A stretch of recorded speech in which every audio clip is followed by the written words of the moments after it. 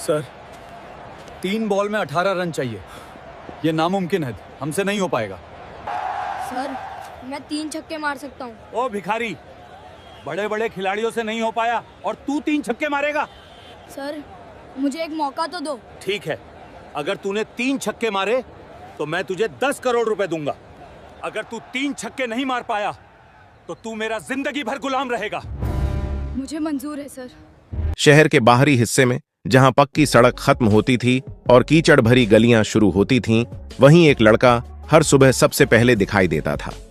कंधे पर टंगी एक फटी हुई बोरी, पैरों में घिसी हुई चप्पलें और चेहरे पर रात की थकान। उसका नाम था राहुल।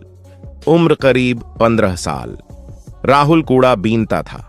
लोग उसे नाम से नहीं बुलाते थे। कोई कहता, अरे कूड़े वाले, कोई कहता, हट सामने से, और कोई बिना देखे ही गाली दे देता।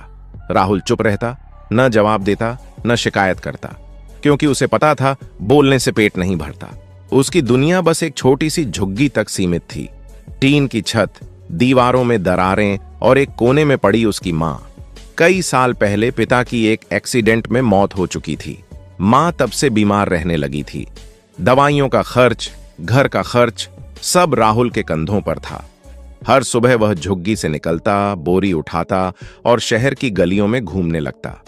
प्लास्टिक की बोतलें, टूटे डिब्बे, कागज, जो मिल जाए उठा लेता। शाम को कबाड़ी को बेचता और जो थोड़े बहुत पैसे मिलते उनसे आटा, दाल और मां की दवा लाता। कभी कभी पैसे कम पड़ जाते। उन दिनों राहुल खुद कम खाता, लेकिन मां को भूखा नहीं सोने देता।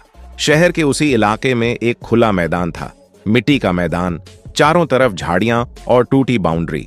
शाम होते ही वहां लड़के क्रिकेट खेलने आ जाते। राहुल रोज उस मैदान के किनारे रुक जाता, बस देखता रहता। कोई बल्ला घुमा रहा है, कोई गेंद फेंक रहा है, कोई कैच पकड़ रहा है।